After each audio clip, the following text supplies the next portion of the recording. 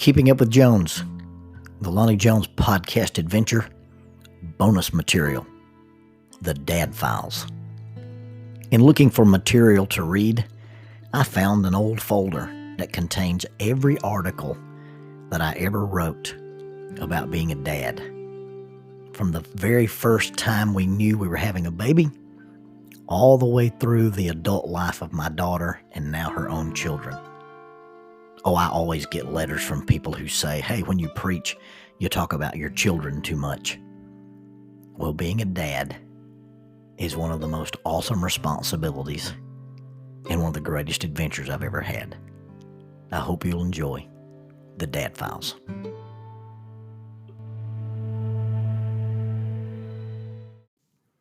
Where can you find helping, healing, and humor all in one place? Well, hang out with Ben and Travis on the Ben and Travis podcast. Ben and Travis on their podcast strive to normalize the discussion about mental health among Christians and help people with their struggles and broaden their horizons. Their special guests are always educational and entertaining. I love these two gentlemen, and you will too. Hang out with Ben and Travis on the Helping Healing Humor podcast, benandtravis.com. You'll also notice they have a bat logo. For those of you who don't pick up on that, Ben starts with a B, Travis starts with a T, and starts with an A. Ben and Travis, the bat symbol. Ben and Travis podcast, Helping Healing Humor, is a sponsor of the Lonnie Jones podcast adventure and the Dad Files. Let's open the back door of the tactical Toyota. Yeah, it's a black short bed quad cab. It's the one with the zombie hunting permit on the back window, the RMJ Tomahawk sticker in the middle, and the bullet hole in the quarter panel. It's a fake bullet hole. When I told Jackie that I was going to buy an extended cab pickup, she said, why? I said, honey, it's because of all the various and sundry gear I have to find in my truck. She said, well, by the time you scoot the seat up, you'll have an extended cab. I bought a four-door.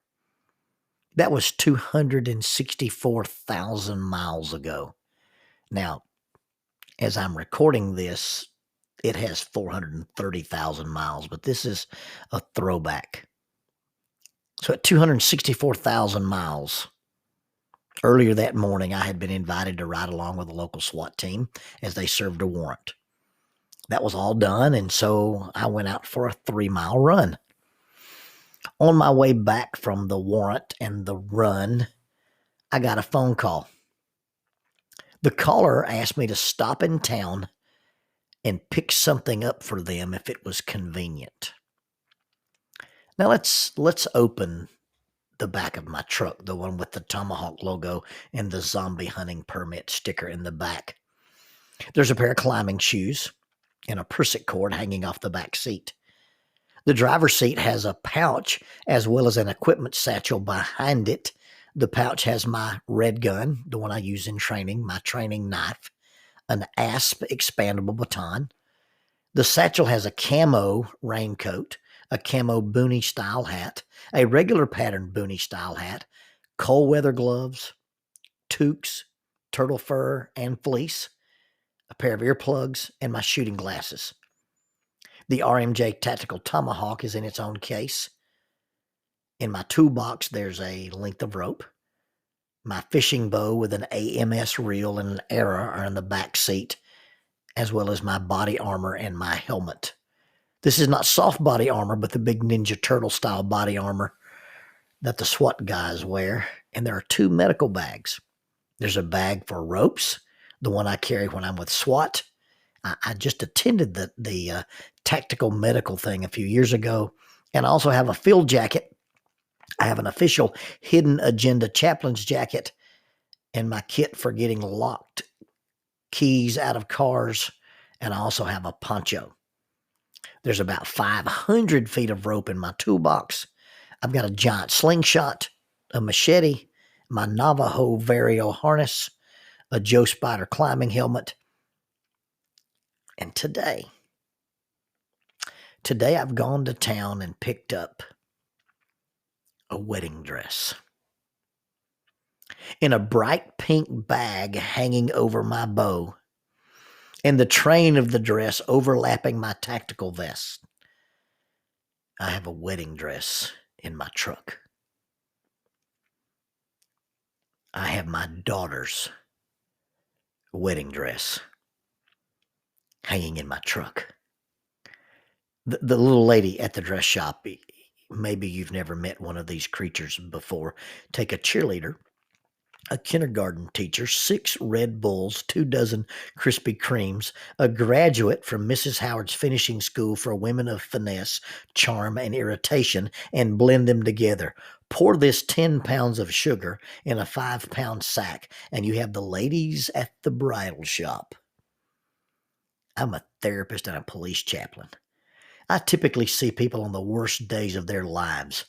Wedding specialist, see people through a pair of rainbow glasses made out of unicorn frames held together in front of their eyes by butterflies. Well, you'll have a nice pink bag for people to stare at in the back of your truck, she says as she hangs the bag in my truck and tucks the train around my body armor. She turns and fairy dust gets in my running shoes. She giggles and it sounds like elf music. Do I look insecure to you? I glower at this woman, and then I get back in my truck. I have nothing against people this happy and bright. I just want you to know that between watching a SWAT team serve a warrant, complete with armored truck, battering ram, and flashbangs, I have used some meditative centering prior to encountering the nuptial nymph. That's all you need to know. Anyway, there's a wedding dress in the tactical Toyota. And it's not just any wedding dress, but the dress my daughter will be wearing when she walks down the aisle. I'd really like to meet the guy who wrote the song Stealing Cinderella and pry his spine out with my tomahawk and then drag him by said spine through some fire ants. So, I have this wedding dress in my truck. That means my daughter is getting married. I'm going to spend more money than I normally pay in taxes to throw this wedding. I could buy a Can-Am Spider for the price of this wedding. I could take the money I'm spending at this wedding and buy enough rope to top rope Half Dome or El Cap from the bottom. I could hide the dress and this whole thing would go away. No, it wouldn't. You see, she's not in love because she has a dress. She has a wedding dress because she's in love. The dress is a symbol and will be worn at the event that has been forming, developing for the last 3 years. She will have the dress. But if push came to shove and June 1 arrives and there's not a dress or a cake or a venue, she will walk up to this young man and promise to love, honor, and cherish, and she'll be just as married even if she's wearing blue jeans and flip-flops. The dress is a symbol that represents the beginning of something that has been forming and developing their whole lives. The dress is what she will put on when her life as a single person ends and her life as a married person begins. Tyler's folks have been praying about her his whole life, and we've been praying about Tyler for her whole life before we ever knew his name or saw his face. We were praying for him. We are not Christians because we go to worship. We worship because we are Christians. We are not Christians because we don't lie, hate, murder, etc., but we don't do those things because we are Christians. Baptism is the culmination of a series of events that have been forming and developing since before the foundation of the world.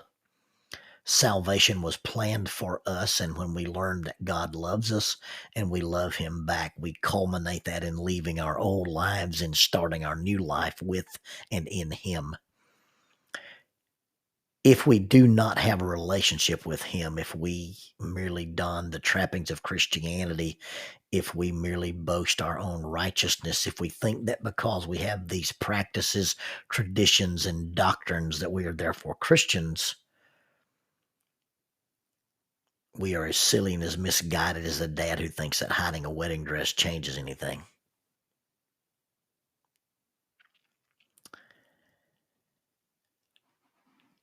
There's an idea to convey here.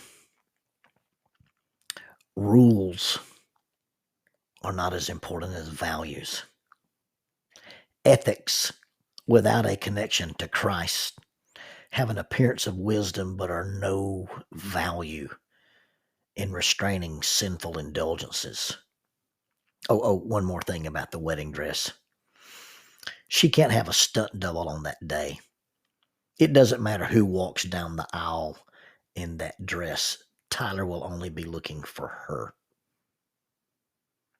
He will only marry Lonnie Elizabeth Jones, and it won't matter to him what dress she's wearing. The dress doesn't matter. It's just a costume. Colossians chapter 3, verse 12 says, "Therefore, as God's chosen people, holy and dearly beloved, clothe yourselves with compassion, kindness, humility, gentleness, and patience." We wear these things because of our relationship with Christ. We are not connected to Christ because we wear these things. We are not connected to Christ because we live this way. We live this way because we are connected to Christ.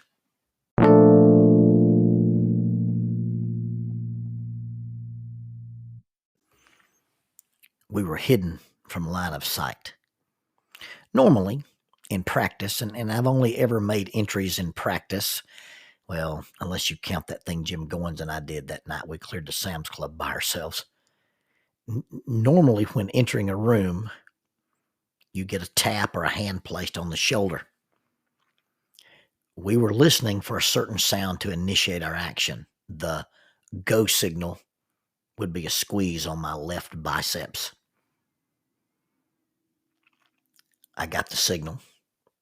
I cut the pie using my angle to peer into the large open room. I could see the number 2 wall and all the way to the 3-4 corner. There were 2 guys, and they were my objective. They were on the 3 side, and all the others were behind them. I'd place one guy right in front of me, and the other guy would be on my right. I'd have him blocked until just the right moment. I got the squeeze. I shuffle stepped, pivoted, and we whirled into the open door. My hands were empty, and I felt my jaw tighten. I saw flashes, but it was only cameras and not gunfire. I hoped I was smiling. "Walk faster, Daddy," she whispered. I could feel her little hand on my arm. I wished I was making a real entry and not an entrance. And for just a moment, I thought I had been shot in the heart. It was wedding day, and I was walking my little girl down the aisle. That's the longest walk of my life. At the end, I was standing beside Tyler Watkins and in front of Joshua Quarter. There were a few hundred people behind me, and they all waited to see if I would be able to speak. Joshua is a young man who's a Bible teacher at a Christian school in Orlando. I was at the hospital when he was born. He was going to ask, "Who gives this woman to be wed?" And I had to try and answer. I couldn't catch my breath, and my voice broke. Me, speechless. She is a daughter of God and presents herself for marriage. She does so with the blessings of her parents, her mother, and I.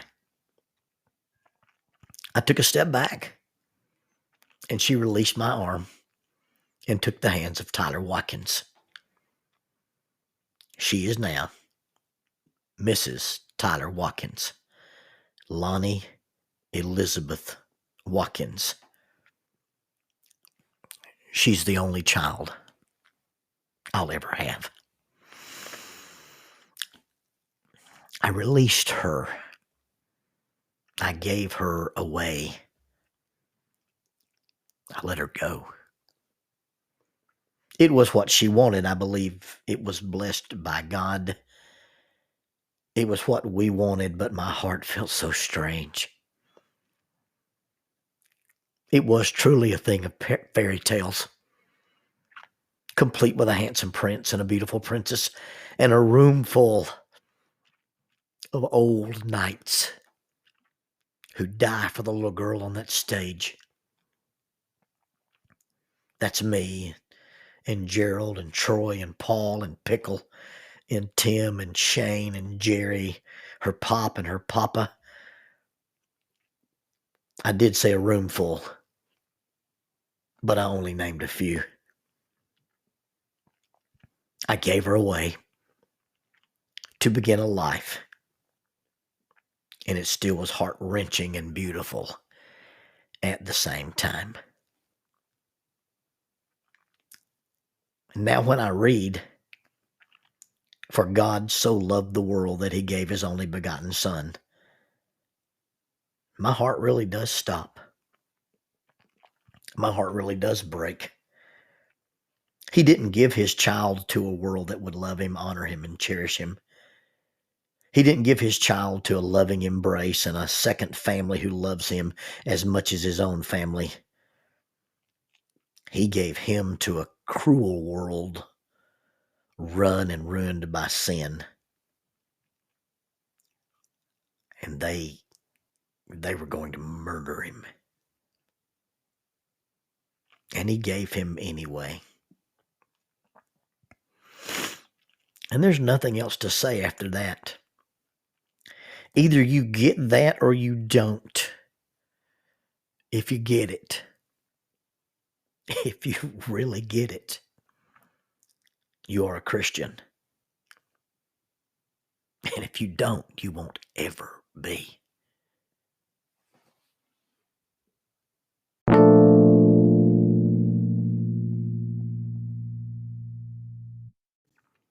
In 1998, I opened up my private practice.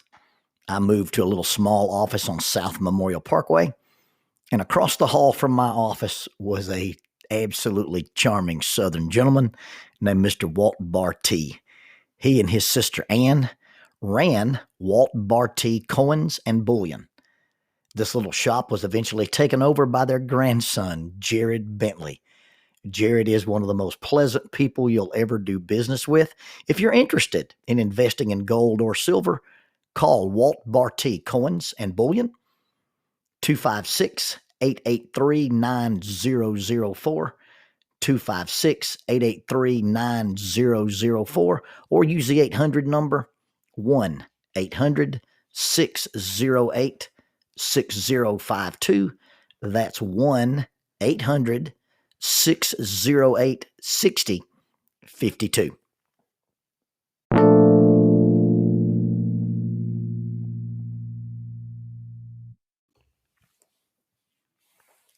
It began with a question.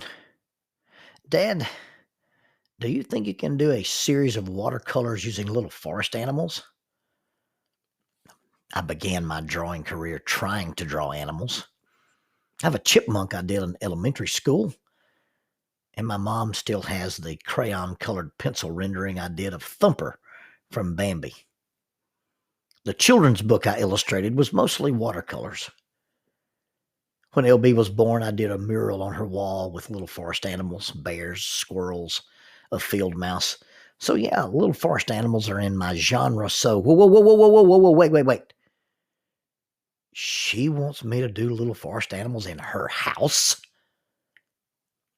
That must mean there may be a little forest animal coming to live with them. A minion. A baby. I'm going to be a grandfather. Let's see. Well, I want to be called Obi-Wan. Maybe they'll call me Red Bull because I'll let him or her drink those at my house before I send them home. Jack's finally told me that she calls me Jonesy, and that's probably what the baby's going to call me as well because that's what they'll hear. And thus it began. We surprised Jackie with the "This Lady is Going to Be a Grandmother" t-shirt, and I began drawing little forest animals and designing a treehouse with 4 35-foot tall Class 2 utility poles. They're not telephone poles, they're utility poles. When the power goes out, you don't call the phone company, you call the utility company. When she called and she was crying, and she said, "Daddy, they couldn't find a heartbeat today." My heart almost broke. Maybe for me, but more for her and Tyler. How do you love someone you never held? And how do you grieve something that never was? People are resilient, and young people are idealistic. We just got the news that there are babies on the way. Babies. Yes, multiple minions. Twins.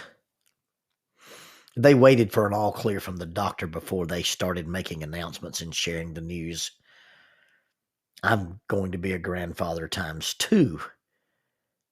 And the same time, I'm going to need a bigger treehouse. Dots on an ultrasound became the size and shape of gummy bears.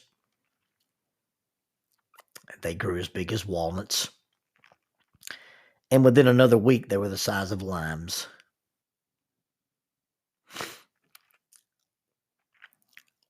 And then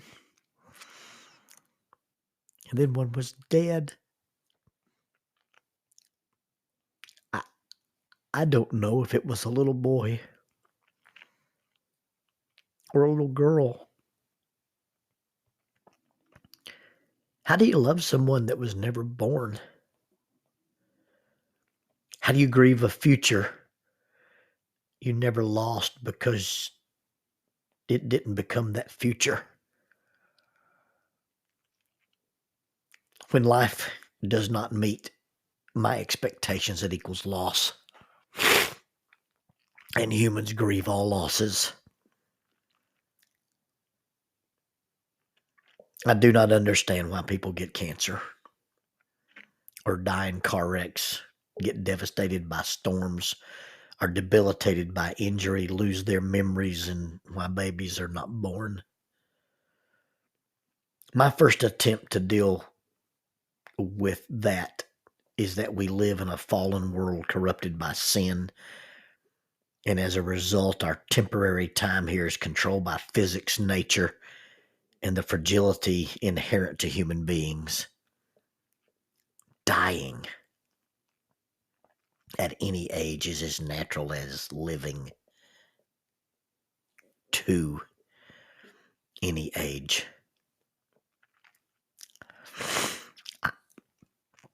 I do understand that God loves me.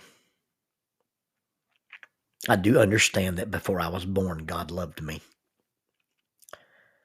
I do understand that God doesn't choose us to walk these paths, but that He holds us while we hold each other while we walk these paths. I do understand that. And I guess most of us understand that. I wonder if we believe it. I do believe that God loves me. I do believe that before I was born, God loved me.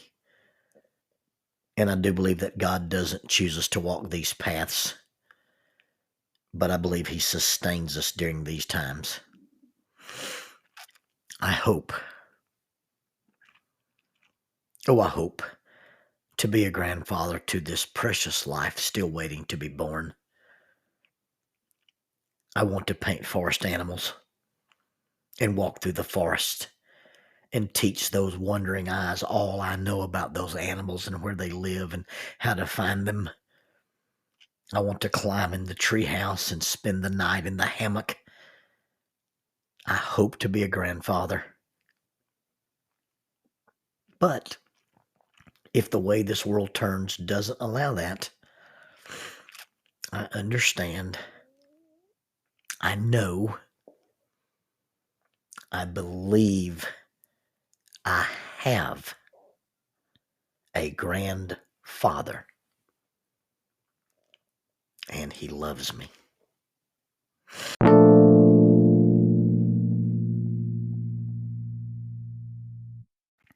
20 years ago, I was invited to be a guest at a special conference called Challenge Youth Conference.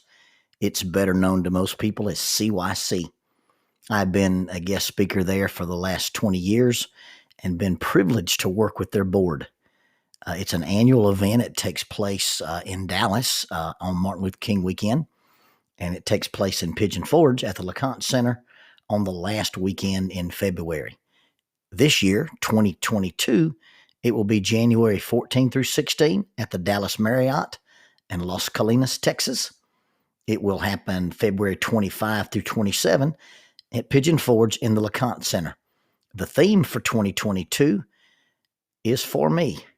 From the beginning, God had a plan for you and for me. The different topics will be creation for me, redemption for me, and heaven for me.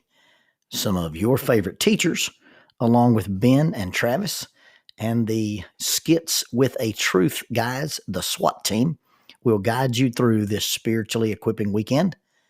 CYC is a sponsor of Keeping Up with Jones, the Lonnie Jones podcast adventure.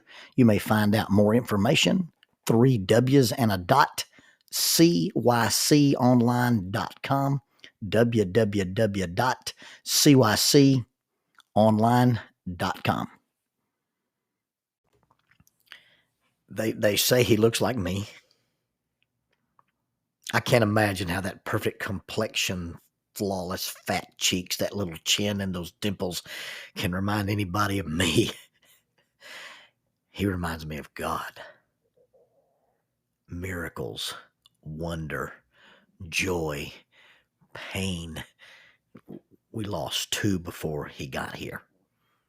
Innocence, vulnerability, unconditional love, and hope. I knew he was coming. I prayed about him often, and I made plans I may never get to fulfill, but I can hope. Before he was born, they delivered 2 Class 2 poles to my yard. Barry Handback got me 2 additional ones, and I began to plan. My office desk is littered with treehouse, fort, all right, a zombie apocalypse tower with zip lines and a fast rope and a slide exit. I began to dream. I can't wait to see him swing in a plastic seat like the one I used to take to the county lake and hang in a tree and fish while Lonnie Beth would swing in. I wonder what his laugh will be like. His cry is pretty much on par with his raging thunderstorm personality of his tiny little mom. But I digress. He is so chill otherwise. Laid back and calm and serene, like his dad. Not his dad while dad is coaching, but dad in his alter ego, the mild-mannered Tyler Watkins. Before he was born, I made these plans and I dreamed these dreams. If I ever get to do the things I've planned, I'll get to say, before I ever knew your name, Jonesy made this for you. Before you ever arrived, I prepared for this very day.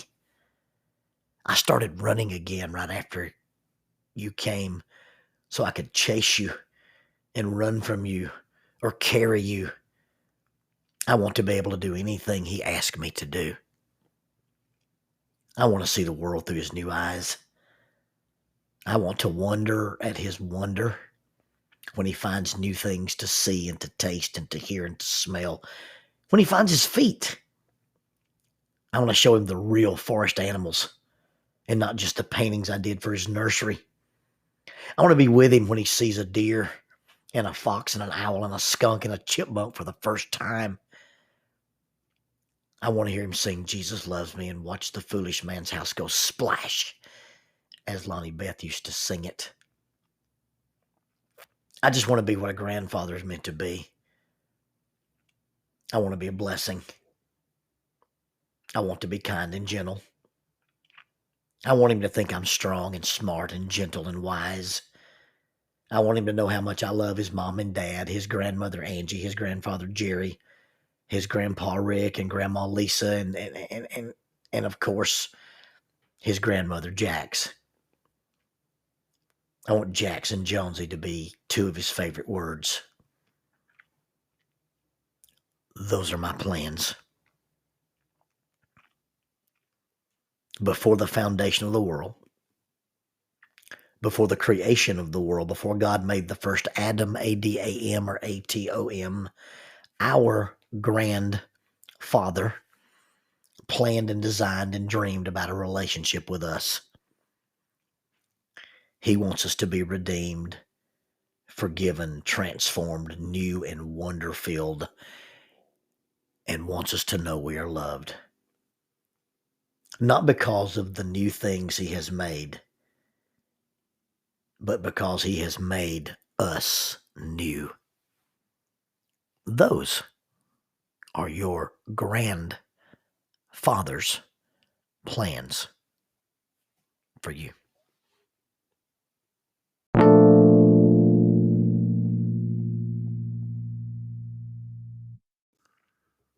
Oopsie, or uh-oh, is the quintessential phrase accompanying the pastime of pre-toddlers. They drop, fling, or throw things to the ground, and the adults respond with oopsie or uh-oh, bend over and retrieve and repeat ad nauseum. The message is that this is cute, fun, and enjoyable, and we should play this game until you get tired of dropping things, or until my T4L3 blow out, or until I pass out from rapid elevation changes. If you enjoy this game, I'm not judging. I have a friend who likes to cut grass. My wife watches HGTV. I tell her that HGTV, the Fixer Upper channel, is like pornography for women. It's things she can't have and things I won't do. Dr. John Hoare, the dentist in town, would have us all believe that going to the dentist and Disney are essentially the same thing. To each his own. If you enjoy the oopsie game, that's fine. By the way, most small kids can't tell the difference between a full glass, an empty glass, a plastic cup, or a Ming vase. When it's fun to drop things, it's fun to drop things. So once you build the monster you create will eat you. I was hanging out with Gunner. He was entertaining himself with an empty water bottle and my head. After some period of drumming, his fine motor control being non-existent and gross motor movements being the only instrument panel available, he made a flinging motion and lost the bottle. His dad, the varsity basketball coach, scooped the bottle up and said with a gentle smile, "Let's not do a turnover. No oopsies in this house.